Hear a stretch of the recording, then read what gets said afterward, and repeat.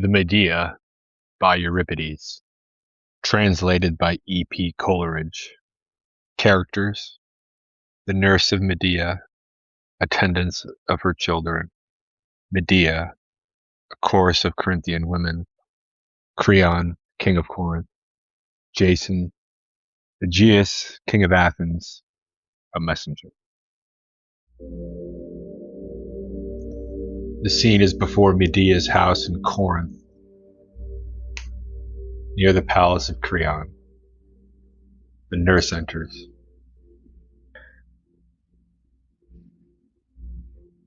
Would to heaven the good ship Argo never had sped its course to the Colchian land through the misty blue Symphalanges, nor ever in the glens of Pelion the pine been felled to furnish with oars the chieftain's hands, who went to fetch the golden fleece for Peleus.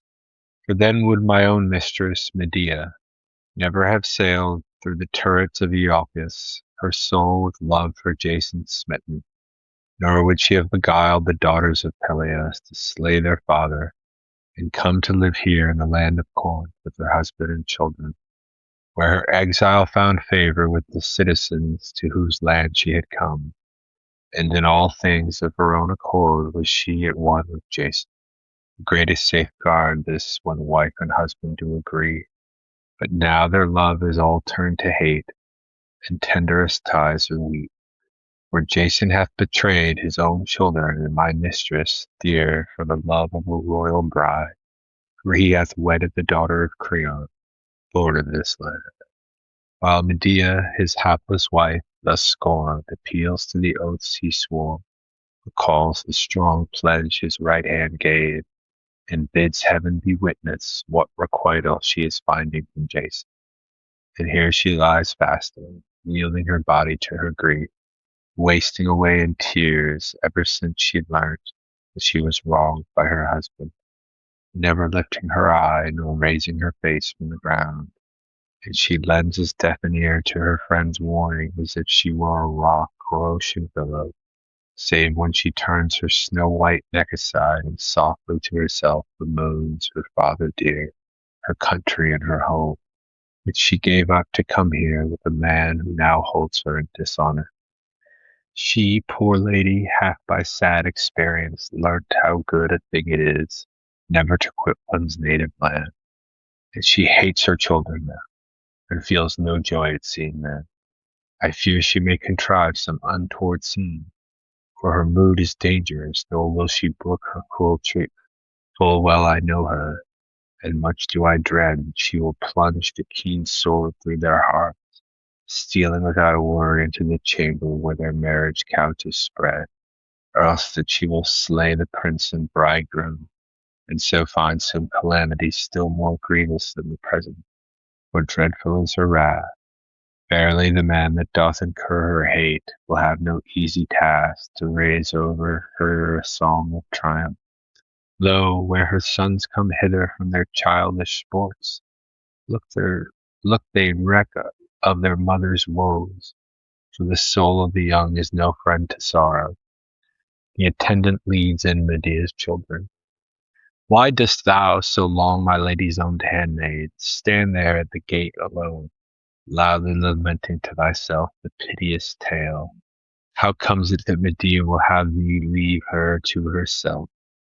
Old man, attendant on the sons of Jason, our master's fortunes when they go awry make good slaves grieve and touch their hearts. Oh, have come to such a pitch of grief that there stole a yearning wish upon me to come forth hither and proclaim to heaven and earth my mistress's hard fate. What? Has not the poor lady ceased yet from her lamentation? Would I were as thou art. The mischief is now but beginning. It has not reached its climax. O foolish one, if I may call my mistress such a name, how little she recks of evil, yet more recent. What meanest, old man? Grudge not to tell me.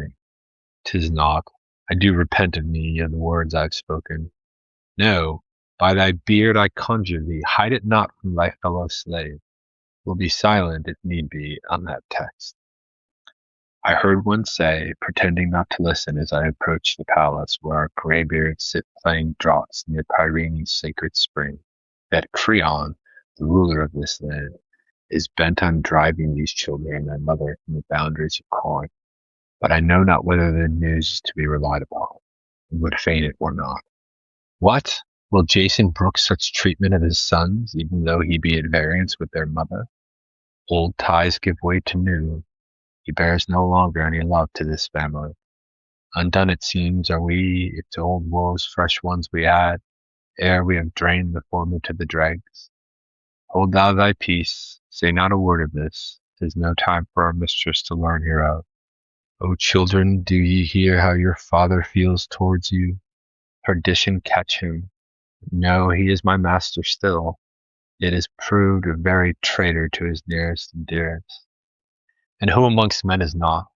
Art learning only now that every single man cares for himself more than for his neighbor, some from honest motives, others from mere gain's sake, seeing that to indulge his passion their father has ceased to love his children.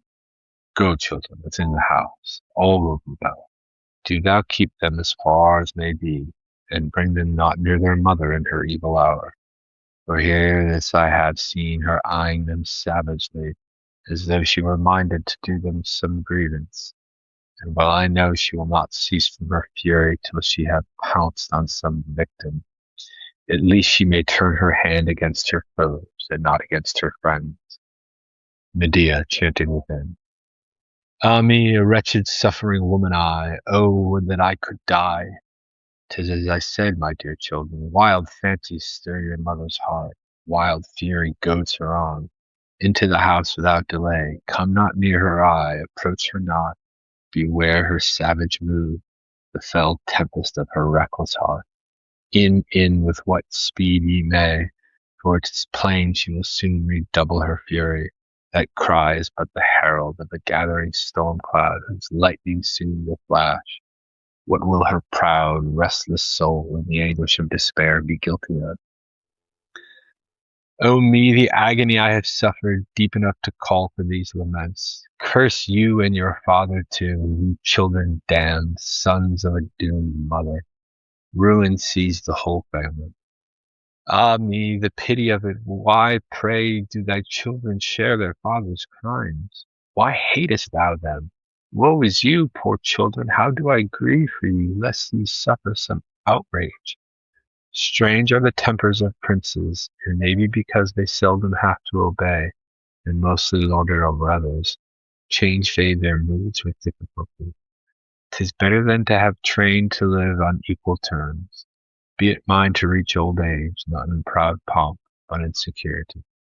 Moderation wins the day first is a better word for men to use, and likewise it is far the best course for them to pursue.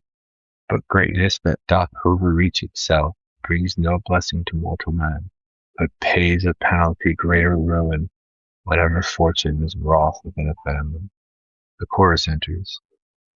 I heard the voice, uplifted loud, of our poor Colcan lady, nor yet is she quiet.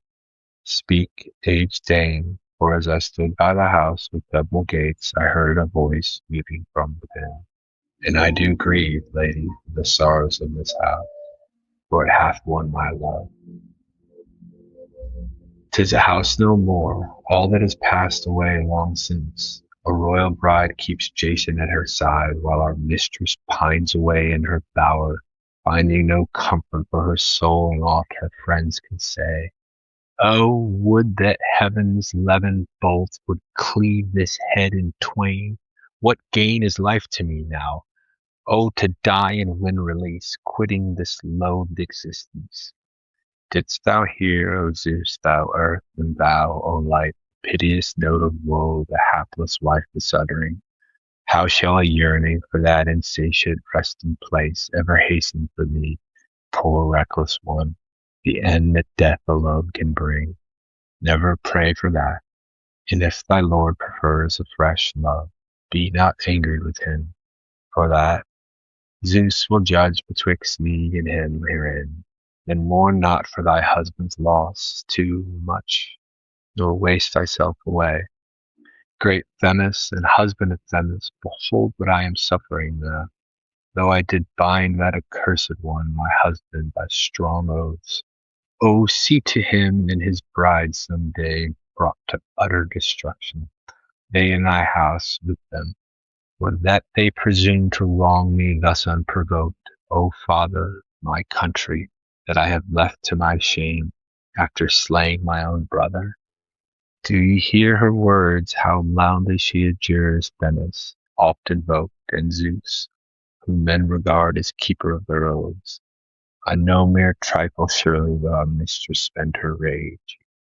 Would that she would come forth for us to see, and listen to the words of counsel we might give, if haply she might lay aside by fierce furrier of her wrath, and her temper stern.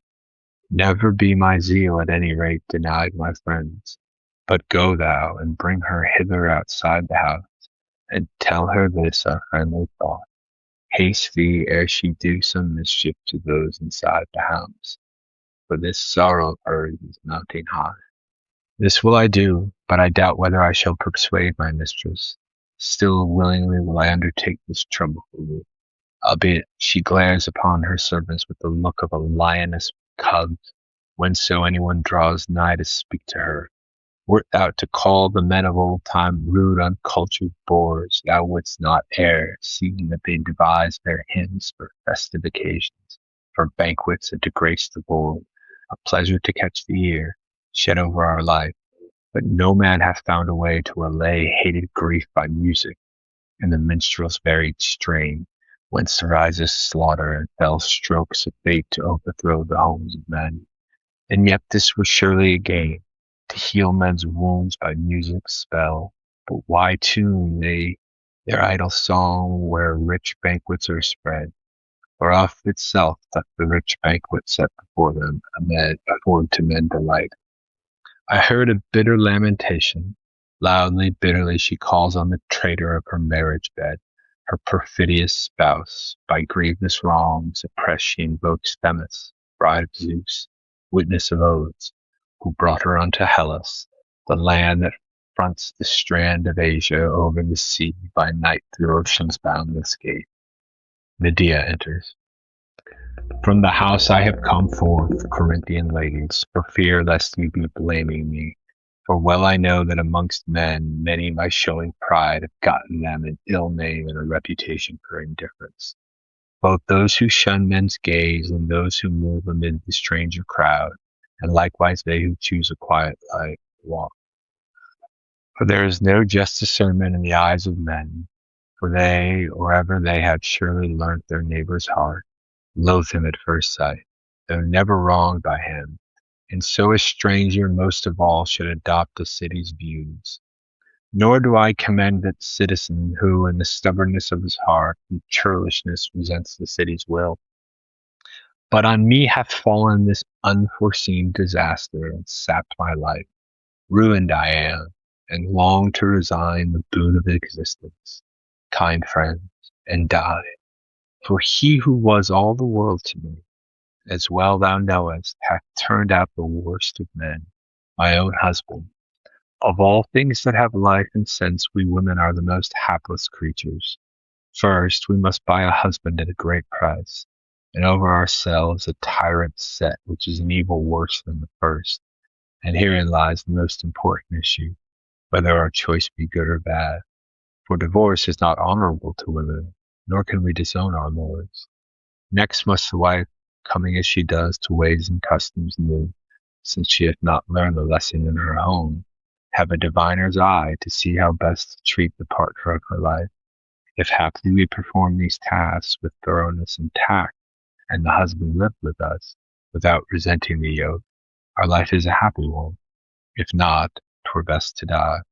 But when a man is vexed with what he finds indoors, he goes forth and rids his soul of its disgust, betaking him to some friend or comrade of like age, whilst we must needs regard his single self. And yet they say we live secure at home, while they are at the wars, with their sorry reasoning. For I would gladly take my stand in battle array 3 times over than once give birth But enough, this language suits not thee as it does me. Thou hast a city here, a father's house, some joy in life, and friends to share thy thoughts. But I am destitute, without a city, and therefore scorned by my husband, a captive I from a foreign shore, with no mother, brother, or kinsman in whom to find a new haven of refuge from this calamity. Wherefore this one boon, and only this I wish to win from thee, thy silence. If haply I can find some way or means to devise avenge on my husband for this cruel treatment, and on the man who gave to him his daughter, and on her who is his wife. For though women be timorous enough in all else, and as regards courage, a coward at the mere sight of steel, yet in the moment she finds her honor wronged, no heart is filled with deadlier thoughts than hers. Yes, will I do, for thou wilt be taking a just vengeance on thy husband, Medea. That thou shouldest mourn thy lot surprises me not. But lo, I see Creon, king of this land, coming hither to announce some new resolve. Creon entered. Hark thee, Medea, I bid thee take those sullen looks and angry thoughts against thy husband forth from this land in exile, and with thee children, and that without delay, for I am judge in this sentence, and I will not return unto my house until I banish thee beyond the borders of this land. Now is utter destruction come upon me, unhappy that I am, for my enemies are bearing down on me full sail, nor have I any landing place to come to in my trouble. For all my wretched plight I ask thee, Creon, wherefore dost thou drive me from this land? I fear thee no longer need I veil my dread beneath words, lest thou devise against my children some cureless ill. Many things contribute to this fear of mine, for thou art a witch by nature, expert in countless sorceries, and thou art crafting for the loss of thy husband's dear affection. I hear too, so they tell me, that thou dost threaten the father of the bride, her husband, and herself with some mischief. Wherefore I will take precautions ere our troubles come. For 'tis better for me to incur thy hatred now, lady, than to soften my heart, bitterly repentant thereat. Alas, this is not now the first time, but oft hath my reputation injured me, and caused wherefore whoso is wise in his generation ought never to have his children taught to be too clever. For besides the reputation they get for idleness, they purchase bitter odium from the citizens. For if thou shouldest import new learning amongst dullards, thou wilt be thought a useless trifler, void of knowledge. While if thy fame in the city overtops that of the pretenders to cunning knowledge, thou wilt win their dislike. I too myself share in this ill luck. Some think me clever and hate me. Others say I am too reserved, and some the very reverse. Others find me hard to please, and not so very clever after all. Be that as it may, thou dost fear me lest I bring on thee something to mar thy harmony. Fear me not, Creon. My position scarce is such that should seek to quarrel with princes. Why should I? For hast how thou injured me? Thou hast betrothed thy daughter where thy fancy prompted. No, 'tis my husband that I hate, though I doubt not thou hast acted wisely herein. And now I grudge not thy prosperity. Betroth thy child, good luck to thee. But let me abide in this land, for though I have been wronged, I will still and yield to my superiors. Thy words are soft to hear, but much I dread lest thou art devising some mischief in thy heart. And less than ever do I trust thee now, for cunning woman, and man likewise, is easier to guard against when quick-tempered than when taciturn. Nay, begone at once, speak me no speeches, for this is decreed, nor hast thou any art whereby thou shalt abide among us, since thou hatest me. Oh, say not so, by thy knees and by thy daughters newly wed I do implore. Thou wastest words, thou wilt never persuade me. What? Wilt thou banish me, and to my prayers no pity yield? I will, For I love thee not above my own family, but my country. What fond memories I have of thee in this hour! Yea, and I myself love my city best, save my own children. To mortal man how dread a scourge is love! That, I deem, is according to the turn of our fortunes. O Zeus, let not the offer of these my troubles escape thee. Begone, thou silly woman, and free me from my toil. The toil is mine, no lack of it. Soon wilt thou be thrust forcibly by thy servant's hand. Not that, not that I do entreat thee, Creon. Thou wilt cause disturbance yet, it seems. I will be gone. I ask thee not this boon to grant. Why then this violence? Why dost thou not depart? Suffer me to abide this single day and devise some plan for the manner of my exile, and means of living for my children, since their father cares not to provide his babes therewith. Then pity them. Thou too hast children of thine. Thou needs must have a kindly heart. For my own that lot I care not, though an exile I am. But for these babes I weep, that they should learn what sorrow means. Mine is a nature anything but harsh, full oft by showing pity have suffered shipwreck. And now, albeit I clearly see my error, yet shalt thou gain this request, lady. But I do forewarn thee, if tomorrow's rising sun shall find thee and thy children within the borders of this land, thou diest. My word is spoken, and it will not lie. So now, if abide thou must, stay this one day only, for in it thou canst not do any of the fearful deeds I tread. Creon exit. O poor lady, woe is thee! Alas for thy sorrow! Whither wilt thou turn? What protection, what home or country to save thee from thy troubles wilt thou find? O Medea, in what a hopeless sea of misery heaven hath plunged thee! On all sides sorrow pens me in. Who shall gainsay this? But all is not yet lost. Think not so. Still are there troubles in store for the new bride, and for her bridegroom no light toil. Dost think I would ever have fawned on yonder man, unless to gain some end or form some scheme? Nay, would not so much as have spoken to him or touched him with my hand. But he has in folly so far stepped in, though he might have checked my plot by banishing me from the land, he hath allowed me to abide this day, in which I will lay low in death 3 of my enemies, a father and his daughter, and my husband too. Now, though I have many ways to compass their death, I am not sure, friends, which I am to try first. Shall I set fire to the bridal mansion, or plunge the wedded soul through their hearts, softly stealing into the chamber where their couch is spread?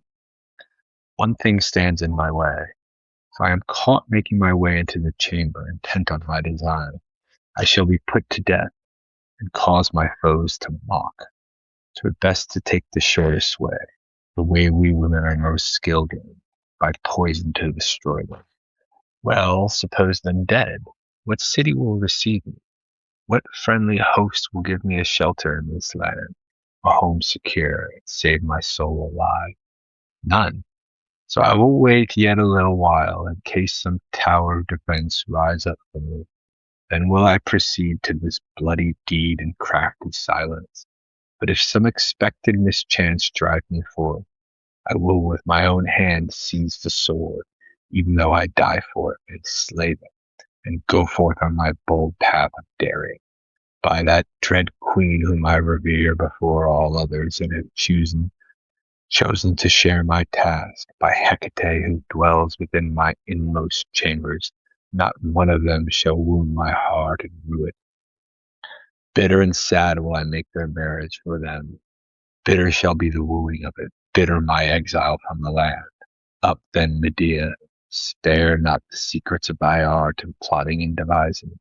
On to the danger. Now comes a struggle needing courage. Dost see what thou art suffering? 'Tis not for thee to be a laughing stock to the race of Sisyphus by reason of this wedding of Jason's, sprung as thou art from noble sire and of the sons God's race. Thou hast cunning, and more than this. We women, though by nature little apt for virtuous deeds, are most expert to fashion any mischief. The chorus sings, back to their source the holy rivers turn their tide. Order in the universe are being reversed. 'Tis men whose counsels are treacherous, whose oath by heaven was no longer sure. Rumor shall bring a change over my life, bringing it into good repute. Honor's dawn is breaking for women's sex. No more shall the foul tongue of slander fix upon us. The songs of the poets of old shall cease to make our faithlessness 58. Phoebus, lord of minstrelsy, hath not implanted in our mind the gift of heavenly song. Else had I sung yet answered the strain to the race of males. For time's long chapter affords many a theme among their sex as well as ours. With mind distraught, as that ploughman's house desert on that voyage, betwixt ocean's twin rocks, and on a foreign strand thou dwellest thy bed left husbandless. Poor lady, and thou an exile from the land, dishonored, persecuted. Gone is the grace that oaths once had, through all the breadth of Hellas, honor is found no more. To heaven hath it sped away. For thee no father's house is open. Woe is to thee, to be a haven from the troublous storm, while over thy home is set another queen, the bride that is preferred to thee. Jason enters. Medea comes out of the house. It is not now I first remark, but oft ere this, how unruly a pest is a harsh temper. For instance, thou, hadst thou but patiently endured the will of thy superiors, mightest have remained here in this land. But now for thy idle words wilt thou be banished. Thy words are naught to me. Cease not to call Jason basest of men. But for those words thou hast spoken against our rulers, count it all gain that exile is thy only punishment. I ever tried to check the outbursts of that angry monarch, and would have had thee stay, but thou wouldest not forego thy silly rage, always reviling our rulers, and so wilt thou be banished. Yet even after all this I will weary not of my good will, but am come with this much forethought, lady, that thou mayest not be destitute nor want for aught, when with my sons thou art cast out. Many an evil doth exile bring in its train, for even though thou hatest me, never will I harbor hard thoughts on thee. Thou craven villain, for that is the only name my tongue can find for thee, a foul reproach on thy unmanliness. Comest thou to me, thou most hated foe of gods, of me, and of all mankind? 'Tis no proof of courage or hardihood to confront thy friends after injuring them, but that worst of all human diseases, loss of shame. Yet hast thou done well to come, for I shall ease my soul by reviling thee, and thou wilt be vexed at my recital. I will begin at the very beginning. I saved thy life, as every Hellene who knows who sailed aboard the good ship Argo, when thou wert sent to tame and yoke fire-breathing bulls and to sow the deadly tilth. Yea, and I slew the dragon which guarded the golden fleece, keeping sleepless watch over it with many a wreathed coil, and I raised for thee a beacon of deliverance. Father and home of my free will I left, and came to Iolcus, beneath Pelion's hills, for my love was stronger than my prudence. Next, I caused the death of Peleus by a doom most grievous, even by his own children's hands, beguiling them all out of fear. All this have I done for thee, thou traitor, and thou hast cast me over, taking to thyself another wife, though children have been born to us. Hadst thou been childless still, I could have pardoned thy desires for this new union. Gone is now the trust I put in oaths. I cannot even understand whether thou thinkest that the gods of old no longer rule, or that fresh decrees are now in vogue amongst mankind. But thy conscience must tell thee thou hast not kept faith. Ah, poor right hand which thou oft did grasp, these knees did thou embrace, all in vain. I suffered a traitor to touch me. How short of my hopes I am fallen. But come, I will deal with thee as though thou wert my friend. Yet what kindness can I expect from one so base as thee? But yet will I do, for my questioning will show thee yet more base. Whither can I turn now? To my father's house? To my own country? Which I for thee deserted to come hither? To the hapless daughters of Peleus? A glad welcome, I trow, when they give me in their home, whose father's death I compass. My case stands even thus. I am become the bitter foe to those of mine own home, and those whom I need never have wronged I have made enemies to pleasure me. Wherefore to reward me for this thou hast made me doubly blessed in the eyes of many wife in Hellas, and in thee I own a peerless trusty Lord. Woe is mine, if indeed I am to be cast forth in exile from the land, without one friend, one lone woman with her babes forlorn. Yea, a fine reproach to thee in thy bridal hour, that thy children and thy wife who saved are now beggars and vagabonds.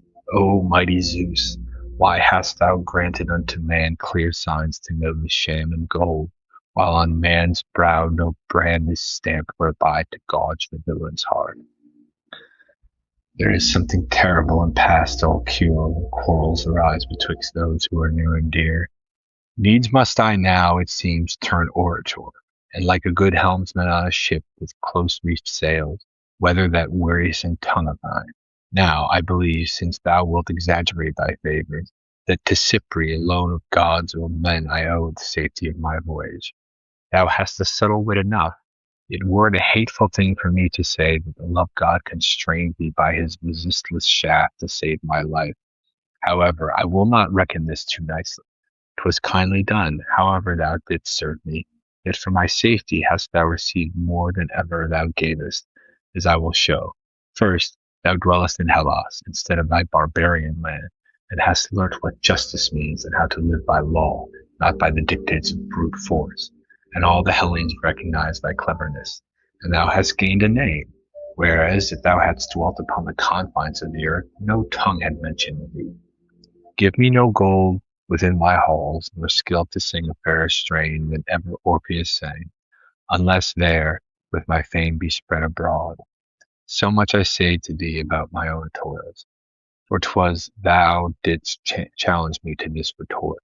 As for the taunts thou urgest against my marriage with the princess, I will prove to thee first that I am prudent herein, next chastened in my love, and the last powerful friend to thee and to thy sons.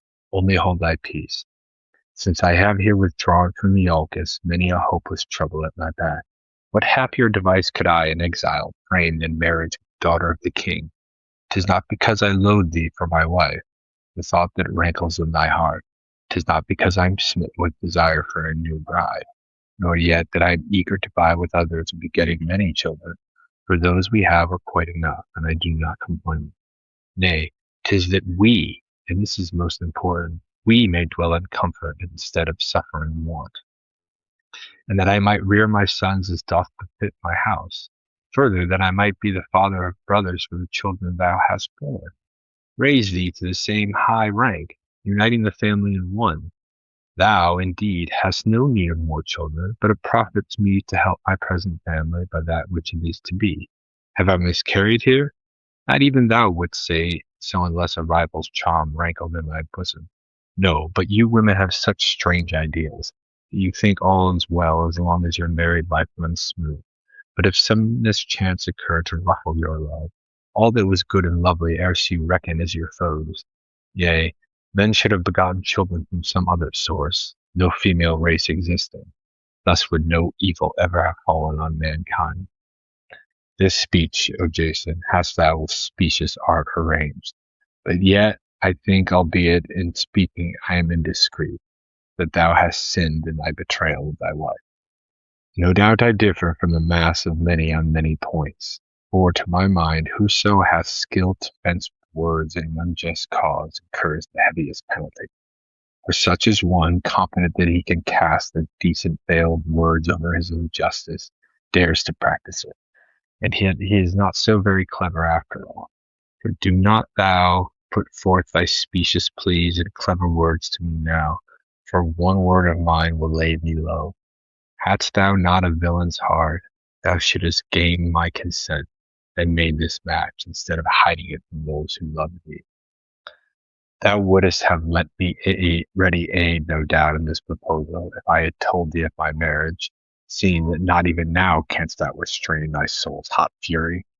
This was not what restrained thee. But thine eyes was turned towards old age, and a foreign wife began to appear a shame to thee. Be well assured of this, 'twas not for the woman's sake I wedded the king's daughter, my present wife. But as I have already told thee, I wish to ensure thy safety, to be the father of royal sons bound by blood to my own children, a bulwark to our house. May that prosperity whose end is woe never be mine, nor such wealth as would ever sting my heart. Change that prayer, else I will teach thee, and thou wilt show more wisdom. Never let happiness appear in sorrow's guise, nor when my fortune smiles pretend she frowns. Mock on, thou hast a place of refuge. I am alone, an exile soon to be. Thy own free choice was this, blame no one else. What did I do? Marry, then betray thee? Against the king thou didst invoke an impious curse. On thy house too may I bring this curse. Know this, I will no further dispute this point with thee, but if thou wilt of my fortune somewhat take from the children or thyself to help thy exile, say on, for I am ready to grant it with an ungrudging hand, yea, and to bend tokens to friends elsewhere who shall treat thee well. If thou refuse this offer, thou wilt do a foolish deed, but if thou cease from anger, the greater will be thy gain. I will have naught to do with friends of thine, naught will I receive of thee, offer it not to me, a villain's gift can bring no blessing. At least I call the gods to witness that I am ready in all things to serve thee and thy children. But thou dost scorn my favors, and thrustest my friends stubbornly away, wherefore thy lot will be more bitter. Away, by love for thy young bride entrapped, too long thou lingerest outside her chamber. Go, wed, if God will, thou shalt have such a marriage as thou wouldest fain refuse. Jason leaves, the chorus sings. When in excess and past all limits love doth come, he brings not glory or repute to man. But if the Cyprian queen in moderate might approach, no goddess is so full of charm as she. Never, oh never, lady mine, discharge of me from thy golden bow, a shaft invincible, in passion's venom dip. On me may chastity, heaven's fairest gift, look with a favoring eye. Never may Cyprus, goddess dread, fasten on me a temper to dispute, or restless jealousy, smiting my soul with mad desire for unlawful love. But may she hallow peaceful married life, and shrewdly decide whom each of us shall wed. O my country, O my dear home, God grant I may never be an outcast from my city, leading that cruel, helpless life whose every day is misery. Ere that may I this my life complete and yield to death, for there is no misery that doth surpass the loss of fatherland. I have seen with my eyes, nor from the lips of others have I the lesson learned. No city, not one friend doth pity thee in this thine awful woe. May he perish and find no favor, whoso hath not in him honor for his friends. Freely unlocking his heart, never shall he be friend of mine. Medea has been seated in despair on her doorstep during the choral song. Aegeus and his attendants enter. All hail, Medea! No man knoweth fairer prelude to the greetings of friends than this. All hail to thee likewise, Aegeus, son of wise Pandion. Whence comest thou to this land? From Phoebus' ancient oracle. What took thee on thy travels to the prophetic center of the earth? The wish to ask how I might raise up seed unto myself.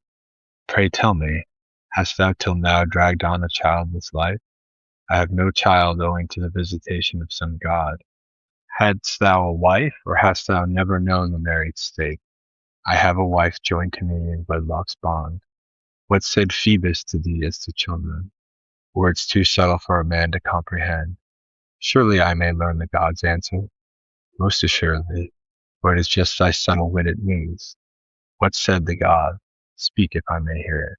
He bade me not loose the wineskin's pendant neck. Till when? What must thou do first? What country visit? Till I return to my native home. What object hast thou in sailing to this land? Over treason's realm as piteous king.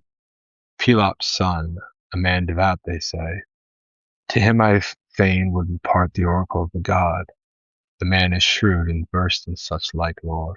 Aye, and to me the dearest of all my warrior friends. Good luck to thee, success to all thy wishes. But why that downcast eye, that wasted cheek? O Aegeus, my husband has proved most evil. What meanest thou? Explain to me clearly the cause of thy despondency. Jason is wronging me, though I have given him no cause. What hath he done? Tell me more clearly. He is taking another wife to succeed me as mistress of his house. Can he have brought himself to such a dastard deed? Be assured thereof. I, whom he loved of yore, am in dishonor now. Hath he found a new love, or does he love thy dead? Much in love is he, a traitor to his friend is he become. Enough. Is he a villain, as thou sayest?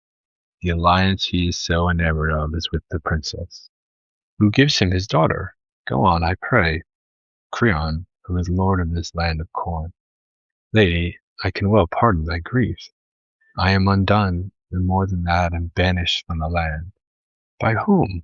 Fresh woe this word of thine unfolds. Creon drives me forth in exile from Corinth. And Jason allows this? This too I blame him. Not in words, but he will stand not against it. Oh, I implore thee by this beard and by thy knees in suppliant posture, pity, oh pity my sorrow. Do not see me cast forth forlorn, but receive me in thy country to a seat within thy halls. So may thy wish by heaven's grace be crowned with a full harvest of offspring, and may thy life close in happiness. Thou knowest not the rare good luck thou findest here, for I will make thy childlessness to cease and cause them to beget fair issue. So potent are the spells I know. Lady, on many grounds I am most fain to grant thee this boon. First for the god's sake, next for my children whom thou dost promise I shall beget. For in respect of this I am completely lost. 'Tis thus with me. If ever thou reach my land, I will attempt to champion thee as I am bound to do. Only one warning I do give thee first, lady. I will not from this land bear thee away. Yet if of it thyself thou reach my halls, there shalt thou bide in safety, and I will never yield thee up to any man. But from this land escape without my aid, for I have no wish to incur the blame of my allies. It shall be even so. But wouldst thou pledge thy word to this, I should be well in land content with thee. Surely thou dost trust me, as there aught that troubles thee. Thee I trust, but Peleus' house and Creon are my foes. Wherefore, if thou art bound by an oath, thou wilt not give me up to them when they come to drag me from the land, but having entered into a compact and sworn by heaven as well, thou wilt become my friend and disregard their overtures. Weak is any aid of mine, whilst they have wealth in a princely house. Lady, thy words show much foresight, so if this is thy will, I do not refuse, for I shall feel secure and safe if I have some pretext to offer to thy foes, and thy case too the firmer stands. Now name thy gods. Swear by the plane of earth, by Helios, my father's sire, and in one comprehensive oath by all the race of the gods. What shall I swear to do, and what refrain? Tell me that. Swear that thou wilt never of thyself expel me from thy land, nor, whilst life is thine, permit any other, one of my foes maybe, to hale me thence if he so will.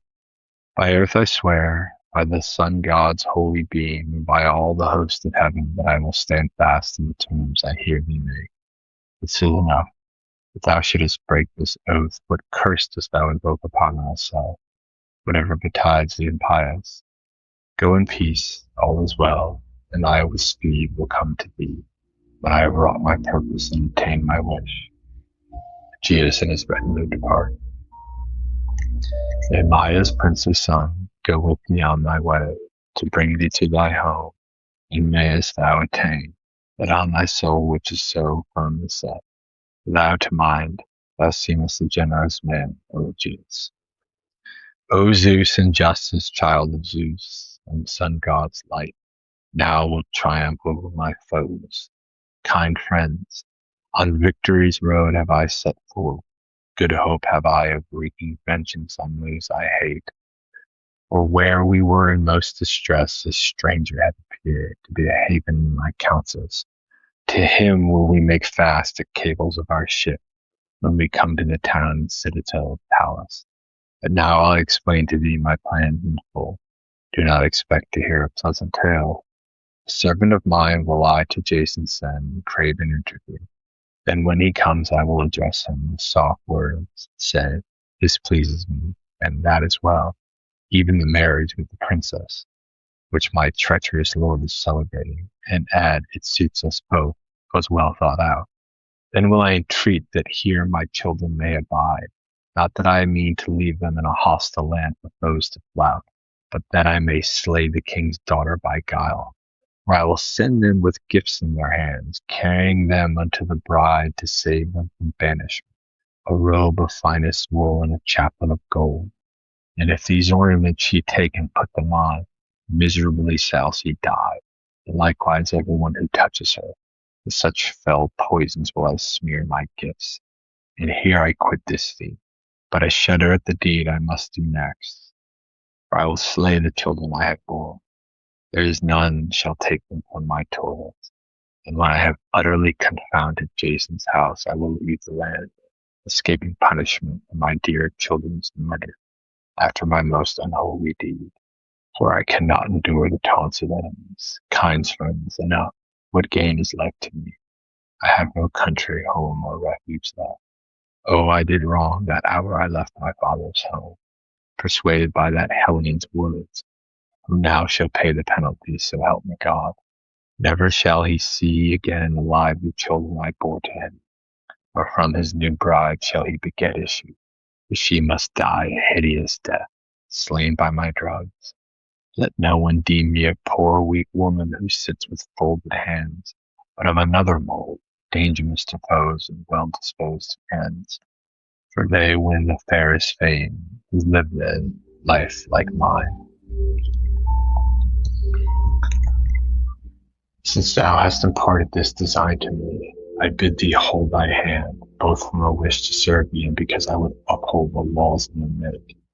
Cannot be. Thy words I pardon, since thou art not in the same sorry plight as I. O lady, wilt thou steel thyself to slay thy children? I will, for that will stab my husband to the heart. It may, but thou wilt be the saddest wife alive. No matter. Wasted is every word that comes betwixt now and then. Nurse entering. Then go to Jason Hume, for thee I do employ on every mission of trust. No word divulge of all my purpose, as thou art to thy mistress loyal, and likewise of my sex. The chorus sings. Sons of Erechtheus, heroes happy from of yore, children of the blessed God, fed on wisdom's glorious food in a holy land, never pillaged by its foes. Ye who move with sprightly step through a climate ever bright and clear, where, as legend tells, the Muses nine, Perion's homely maids, were brought to birth by Harmonia with the golden hair. And poets sing how Cyprus, drawing water from the streams of fair flowing Cepheus' breasts over the land, a gentle breeze of balmy winds. And ever as she, crowns with tresses, with a garland of sweet rose buds, sends forth the loves to sit by wisdom's side, to take part in every excellence. How then shall the city of sacred streams, the land that welcomes those who it loves, receive thee, the murderess of thy child, thee whose presence with others is a pollution? Think on the murder of thy children, consider the bloody deed thou takest on thee. Nay, by thy knees we, one and all, implore thee, slay not thy babes. Where shall hand or heart find hardihood enough in wreaking such a fearsome deed upon thy sons? How wilt thou look upon thy babes, and still without a tear retain thy bloody purpose? Thou canst not, when they fall at thy feet for mercy, steel thy heart, and dip in their blood thy hand. Jason enters. I am come at thy bidding, for even though they hate me, even though thy hate for me is bitter, thou shalt not fail in this small boon, but I will hear what new request thou hast to make of me, lady. Jason, I crave thy pardon for the words I spoke, and well thou mayest brook my burst of passion. For never now we twain have shared much love, for I have reasoned with my soul and it rallied upon me thus. Ah, poor heart, why am I thus distraught? Why so angered against all good advice?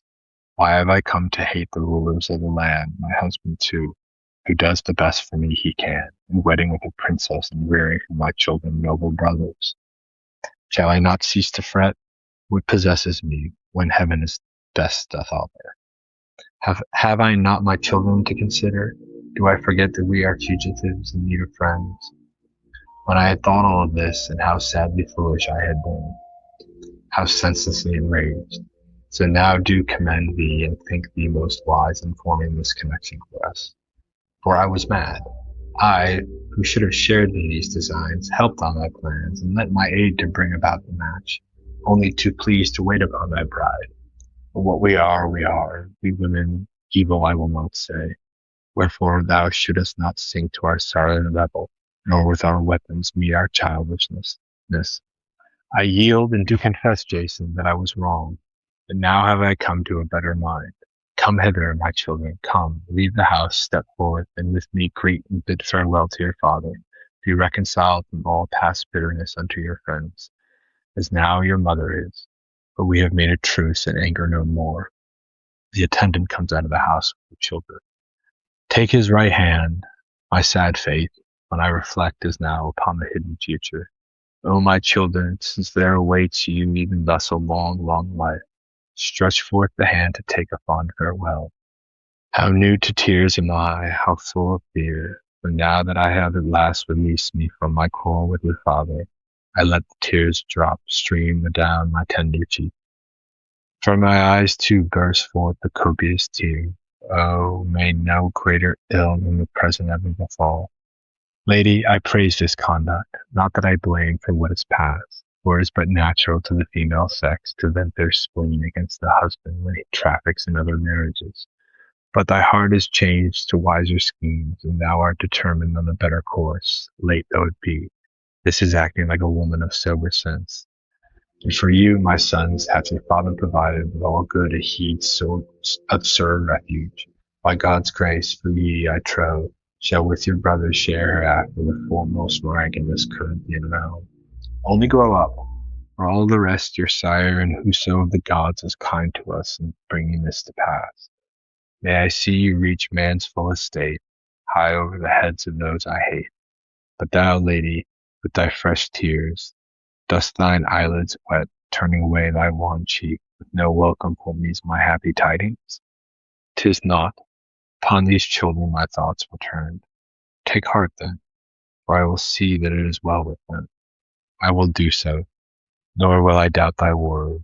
Woman is a weak creature, ever given to tears. Why, pray thee, unhappy one, dost moan over these children? I gave them birth, and when thou didst pray long life for them, pity entered into my soul to think that these things must be.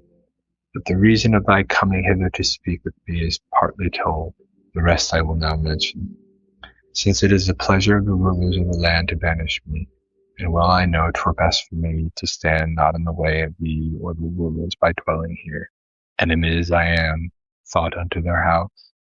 Forth from this land in exile am I going, but these children, that they may know thy fostering hand, beg Creon to remit their banishment. I doubt whether I can persuade him, yet must I attempt it. At least do thou bid thy wife ask her sire this boon, to remit the exile of the children from this land. Yea, that I will, and her methinks I shall persuade, since she is a woman like the rest. I too will aid thee in this task, for by the children's hands I will send to her gifts that far surpass in beauty. I well know that now is seen amongst men a robe of finest tissue and a chaplet of chaste gold. One of my attendants must haste and bring the ornaments hither. Happy shall be she, once allowed but 10,000-fold. For in thee she wins the noblest soul to share her love, and gets these gifts as well, which on a day my father's sire, the sun god, bestowed on his descendants. The servant returns and hands the gifts to the children. My children, take these in thy hands, and bear them as an offering to the royal maid, the happy bride. For verily the gifts she shall receive are not to be scorned. But why so rashly rob thyself of these gifts? Dost think a royal palace wants her robes or gold? Keep them, Medea, or give them to another. For well I know that if my lady hold me in esteem, she will set my price above all wealth. Say not so. 'Tis said that gifts tempt even gods, and over men's minds gold holds more potent sway than countless words. Fortune smiles upon thy bride, and heaven now doth swell her triumph. Youth is hers, and princely power. Yet to save my children from exile I would barter life, not cross alone. Children, when we are come to the rich palace, pray your father's new bride, my mistress, with suppliant voice to save me from exile, offering her these ornaments the while. For it is most needful that she receive the gifts in her own hand. Now go and linger no. May ye succeed, and to your mother bring back the glad tidings she would fain to hear. Jason and the children go out together. Chorus sings. Gone, gone is every hope I had the children yet might live. Forth to their doom they now proceed. The hapless bride will take the golden crown that is to be her ruin. With her own hand will she lift and place upon her golden locks the garniture of death. Its grace and sheen divine will tempt her to put on the robe and crown of gold. And in that act will she deck herself to be a bride amid the dead. Such is the snare whereinto she will fall, such is the deadly doom that waits the hapless maid, nor shall she from the curse escape. And thou, poor wretch, who to thy sorrow art wedding with king's daughter, little thinkest of thy doom thou art bringing on thy children's life, or of the cruel death that waits thy bride. Woe is thee, how art thou fallen from thy high estate!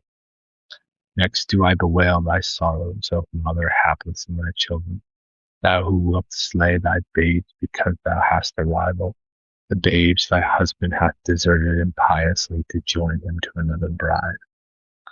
The attendant enters with the children. Thy children, lady, are from exile free, and gladly did the royal bride accept thy gifts in her own hands, and so thy children made their peace with her. But why art so disquieted in thy prosperous hour? Why turnest thou cheek away, and hast no welcome for my glad news? O Lord, these groans ill accord with the news I bring. O Lord, once more I say, have I unwittingly announced some evil tidings? Have I erred in my thinking my news was good? The news is as it was, I blame thee not. But why this downcast eye, these flood of tears? Old friends, needs must I weep, for the gods and I with fell intent devise these schemes. Be of good cheer. Thou too of a surety shalt thy sons yet be brought home again. Ere that shall I bring others to their home. Woe is mine. Thou art not the mother from thy children rapt. Bear patiently thy troubles as a mortal must. I will obey. Go thou within the house, and make the day's provisions for the children. The attendant enters the house. Medea turns to the children. O my babes, ye have still a city and a home, where far from me and my sad lot you will live your lives, reft of your mother forever, while I must go to another land of banishment. Or ever have I had you in my joy, or lived to see you happy, or ever had I graced your marriage couch, your bride, your bridal bower, or lifted high the wedding torch. Oh, a victim of my own self-will. So it was all in vain I reared you, O my sons, in vain did suffer racked with anguish, enduring the cruel pangs of childbirth. Before heaven I once had hope, poor me, high hope of ye, that you would nurse me in my age, and deck my corpse with loving hands, a boon we mortals covet. But now is my sweet fancy dead and gone, for I must lose you both, and in bitterness and sorrow drag through life. And ye shall never with fond eyes see your mother more, for over your life there now comes a change. Why do you look at me so, my children? Why smile that last sweet smile? What am I to do? My heart gives way when I behold my children's laughing eyes. Oh, I cannot. Farewell to all my former schemes. I will take the children from the land the babes I bore. Why should I wound their sire by wounding them, and get me a twofold measure of sorrow? No, I will not do it. Farewell my scheming, and yet what possesses me? Can I consent to let those foes of mine escape from punishment and incur their mockery? No, I must face this deed, out upon my craven heart. To think that I should even have let the soft words escape my soul. Into the house, children. Children, go into the house. And whoso feels he must not be present at my sacrifice must see to it himself. I will not spoil my handiwork. Do not, my heart, oh, do not do this deed. Let the children go, unhappy ones. Spare the babes, for if they live, they will cheer thee in thy exile. Nay, by the fiends of hell's abyss, never, never will I hand my children over to their foes to mock and flout. Die they must in any case, and since 'tis so, why I, the mother who bore them, will give the fatal blow. In any case their doom is fixed, and there is no escape. Already the crown is on her head, the robe is round her, and she is dying, royal bride. That I do know full well. But now since I have a piteous path to tread, and yet more piteous still the path I send my children on, fain would I say farewell to me. She takes her children in her arms. Oh, my babes, let your mother kiss your hands I love so well. Oh, lips most dear to me, oh, noble form and features of my children, I wish ye joy, but in that other land, where here your father robbed you of your home. Oh, the sweet embrace, the soft young cheek, the fragrant breath. My children, go, leave me. I cannot bear to look upon you. My sorrow wins the day. At last I understand the awful deed I am to do. The passion that causeth direst woes to mortal man hath triumphed over my silver thought. She goes into the house with the children. The chorus sings. Oft here now have I pursued subtler themes, and have faced graver issues than woman's sex should seek to probe. But then even we aspire to culture, which dwells with us to teach us wisdom. I say not all, for small is the class amongst women that is not incapable of wisdom. But amongst mortals do I assert that they are wholly without experience and have never had children far surpassing happiness those who are parents. The childless, because they have never proved whether children grow up to be a blessing or a curse to men, are removed from all share in many troubles, whilst those who have a race of children growing up in their house do wear away, as I perceive, their whole life, first with the thought how they may train them up in virtue, next how they shall leave their sons the means to live. And after all this, 'tis far from clear whether on good or bad children they bestow their toil. But one last crowning woe for every mortal man will now name. Suppose that they have sufficient life and means to live, that see their children grown to man's estate and walk in virtue's path.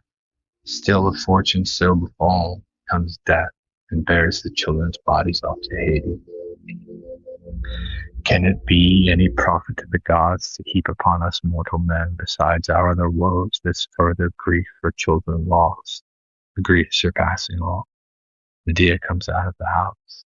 Kind friend, long have I waited expectantly to know how things would be at the palace. And lo, I see one of Jason's servants coming hither, whose hurried gasps for breath proclaim him the bearer some fresh tidings. A messenger. Fly, fly, Medea, who hast wrought an awful deed, transgressing every law, nor leave behind or seaborne bark or car that scours the plain. Why? What hath chanced that calls for such a flight of mine? The princess is dead, a moment gone, and Creon too, her sire, slain by those drugs of thine. Tidings most fair are thine. Henceforth shalt thou be ranked among my friends. What? Art thou sane? Art not distraught, lady, who hearest with joy the outrage to a royal house done, and art thou not afraid at the horrid tale? Somewhat have I, too, to say in answer to thy words. But not so hasty, friend, but tell the manner of their death, for thou wouldst givest me double joy if they so perished miserably. When the children twain whom thou didst bear came with their father and entered the palace of the bride, Right glad were we thralls who had shared thy griefs. For instantly from ear to ear rumor spread that thou and thy lord had made up their quarrel.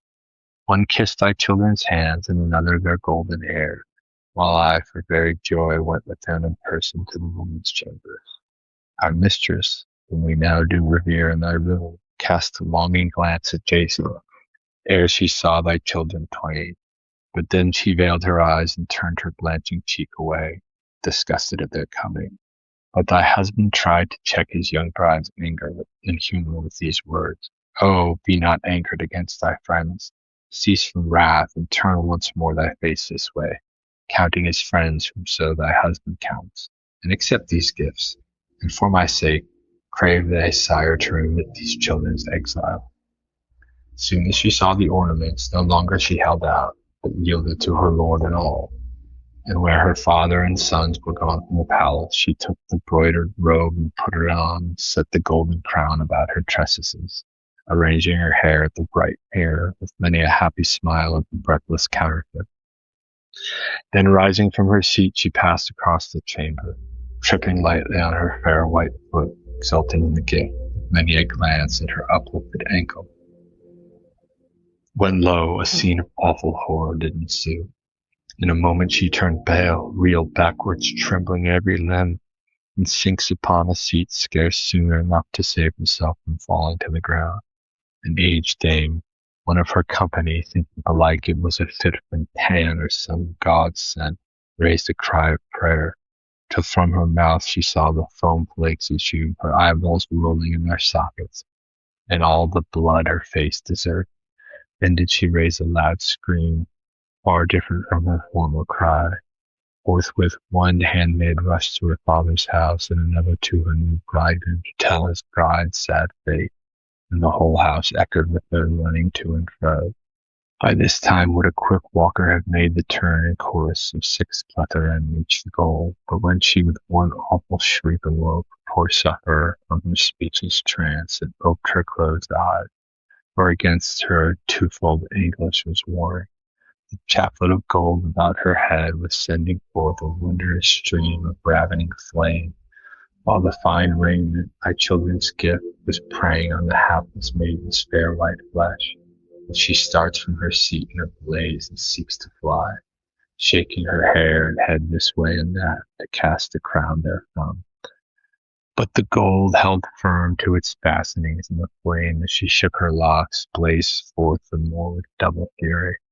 Then to the earth she sinks, by the cruel blow overcome, past all recognition, now save to a father's eye. For her eyes had lost their tranquil gaze, her face no more its natural look preserved. And from the crown of her head blood and fire in mingled stream ran down, and from her bones the flesh kept peeling off beneath the gnawing of those secret dregs. Even as when the pine tree weeps its tears of pitch, a fearsome sight to see. And all were afraid to touch the corpse, but we were warned by what had chanced. Anon came her hapless father unto the house, all unwitting of her doom, and stumbles over the dead, and loud he cried, and folding his arms around her, kissed with words like these: "O my poor, poor child, which of the gods hath destroyed thee thus foully? Who is robbing me of thee, old as I am, and ripe for death? O my child, alas, would I could die with thee." He ceased his sad lament, and would have raised his aged frame, but found himself held fast by the fine spun robe as ivy that clings to the branches of the bay, and then ensued a fearful struggle. He strove to rise, but she still held him back, and if ever he pulled with all his might, from off his bones his aged flesh he tore. At last he gave it up, and breathed forth his soul in awful suffering, for he could no longer master the pain. So there they lie, daughter and aged sire, dead side by side, a grievous sight that calls for tears. And as for thee, I leave thee out of my consideration, for thyself must discover a means to escape punishment. Not now, for the first time, I think this human life is shadow. Yea, without shrinking, I will say that they amongst men who pretend to wisdom and expand deep thought on words do incur a serious charge of folly. For amongst mortals no man is happy. Wealth may pour and make one luckier than another, but none can be happy. The messenger departs. This day the deity, it seems, will mass on Jason, as he well deserves, heavy load of evil. Woe is thee, daughter of Creon, we pity thy sad fate. Gone as thou art to Hades' halls is the price of thy merit, Jason. My friends, I am resolved upon the deed. At once will I slay my children, and then leave this land, without delaying long enough to hand them over to some more savage hand to butcher. Needs must they die in any case, and since they must, I will slay them. I, the mother that bare them. O heart of mine, steel thyself. Why do I hesitate to do the awful deed that must be done? Come, take the sword, thou wretched hand of mine. Take it, and advance to the post when life starts thy life of sorrow. Away with cowardice, give not one thought to thy babes. How dear they are, how thou art that mother. This one brief day forget thy children dear, and after that lament. For though thou wilt slay them, yet they were thy darlings still, and I am a lady of sorrow. Medea enters the house. The chorus sings. O earth, O sun, whose beam illumines all, look upon this lost woman, ere she stretch forth the murderous hand upon her sons for blood. For lo, these scions of thy own golden seed, and the blood of gods is in danger of being shed by man. O light, from Zeus proceeding, stay her, hold her hand. Forth from the house chase this spell bloody fiend, thy demons led. Vainly wasted were the throes thy children cost thee. Vainly hast thou borne, seen, sweet babe. O thou who left behind that passage through the wombs and like Hades, that strangers justly hate. Ah, hapless one, who doth fierce anger thy sorrow assail. Why in its place is fell murder growing up?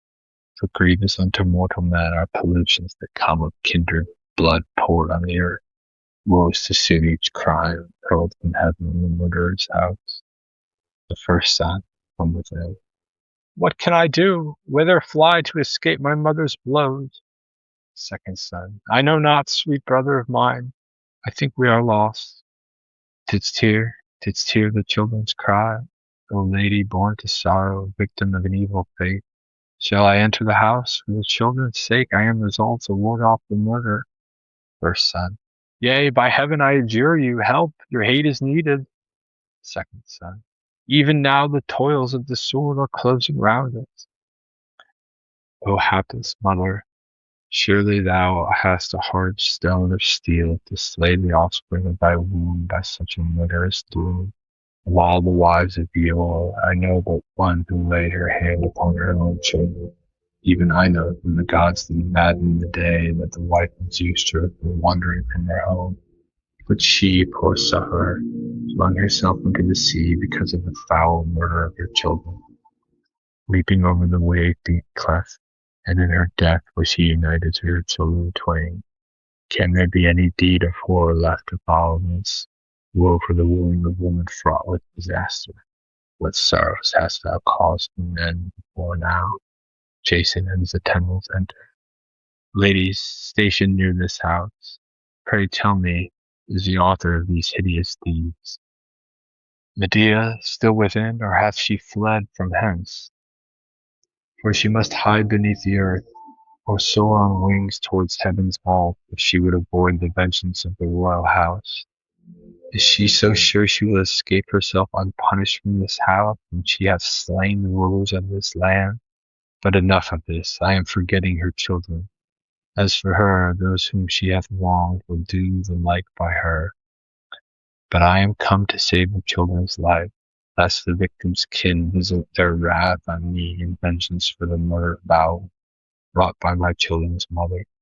Unhappy man, thou knowest not the full extent of thy misery, else thou would have never said those words. How now? Can she want to kill me too? Thy sons are dead, slain by their own mother's hands. No, God, what sayest thou? Woman, thou hast sealed my doom. Thy children are no more, Be sure of this. Where she slew them? Within the palace or outside? Throw wide the doors and see thy children, the murdered corpses. Haste, ye slaves, loose the bolts, undo the fastenings, that I may see the sight of twofold woe, my murdered sons, and her whose blood and vengeance I will shed. Medea appears above the house on a chariot drawn by dragons, the children's corpses beside her. Why shake those doors and attempt to loose their bolts in quest of the dead and me their murderess? From such toil desist. Thou wouldst aught with me, say on, if so thou wilt, but never shalt thou lay hand on me. So swift the steeds of the sun my father's sire to me doth give to save me from the hands of my foes. Accursed woman, by gods, by me, and all mankind, abhorred as never woman was, who hast the heart to stab thy babes, thou their mother, leaving me undone and childless? This hast thou done, and still dost gaze upon the sun and earth after this deed most impious? Curses on thee! Now perceive what then I missed in the day I brought thee, fraught with doom, from thy home in a barbarian land to dwell in Hellas, traitorous to thy sire and to the land that nurtured thee. On me the gods have hurled the curse that dogged my steps, for thou didst slay thy brother at his hearth ere thou camest aboard our fair ship. Such was the outset of thy life of crime. Then didst thou wed with me, and having borne me sons to glut thy passion's lust, thou now hast slain them. Not one amongst the wives of Hellas ever dared this deed, yet before them all I chose thee for my wife, wedding a foe to be my doom. No woman, but a lioness fiercer than Tyrian Scylla in nature, but with reproaches heaped thousandfold I cannot wound thee, so brazen is thy nature. Perish, vile sorceress, murderess of thy babes, whilst I must mourn my luckless fate, for I shall never enjoy my new-found bride, nor shall I have the children whom I bred and reared, alive to say the last farewell to me. Nay, I have lost them. To this thy speech I could have made a long reply, but Father Zeus knows well all I have done for thee and the treatment thou hast given me. Yet thou wert not ordained to scorn my love and lead a life of joy and mockery of me, nor was thy royal bride Creon, who gave thee a second wife, to thrust me from this land and rue it not. Wherefore, if thou wilt, call me a lioness in Scylla, whose home is in the Tyrian land, for I in turn have wrung thy heart, as well I might. Thou too art grieved thyself, and share in my sorrow. Be well assured I am, but it relieves my pain to know thou canst not mock me. O my children, how vile a mother ye have found! My sons, your father's feeble lust has been your ruin. 'Twas not by my hand at any rate that slew them. No, but thou foul treatment of me in thy new marriage. Didst think that marriage cause enough to murder? Dost think a woman counts this a trifling injury? So she be self-restrained, but in thy eyes all is evil. Thy sons are dead and gone, that will stab thee in thy heart. They live, methinks, to bring a curse upon thy head. The gods know whoso of them began this troublous coil. Indeed, they know that hateful heart of mine. Thou art as hateful. I am aweary of thy bitter tongue, and I likewise of thine. But parting is easy. Say now, what am I to do? For I am fain as thou to go. Give up to me those dead to bury and lament. No, never. I will bury them myself, bearing them to Hera's sacred fields, who watches over the cape, that none of their foes may insult them by pulling down their tombs. And in this land of Sisyphus I will ordain hereafter a solemn feast and mystic rites to atone for this impious murder. Myself will now to the land of Erechtheus, to dwell with Aegeus, Pandion's son. But thou, as well thou mayest, shalt die a Catelyn's death, thy head crushed beneath a shattered relic of Argo, when thou hast seen the bitter ending of my marriage. The curse of our son's avenging spirit of justice that calls for blood beyond thee. What god or divine power hears thee, breaker of oaths and every law of hospitality? be upon thee, cursed witch, child murderess. To thy house go, bury thy wife.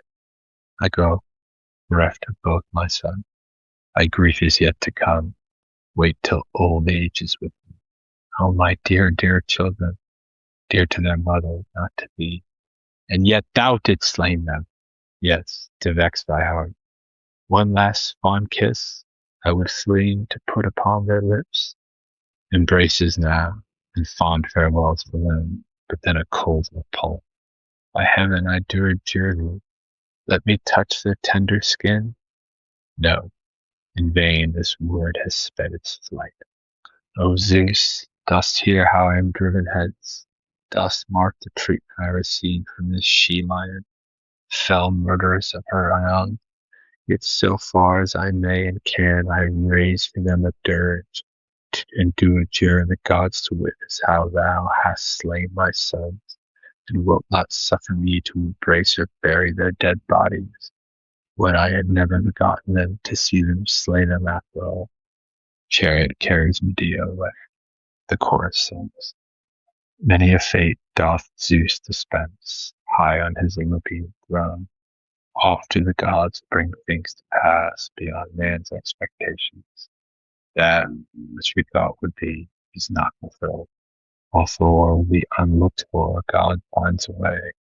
Such has been the issue on this matter. The end.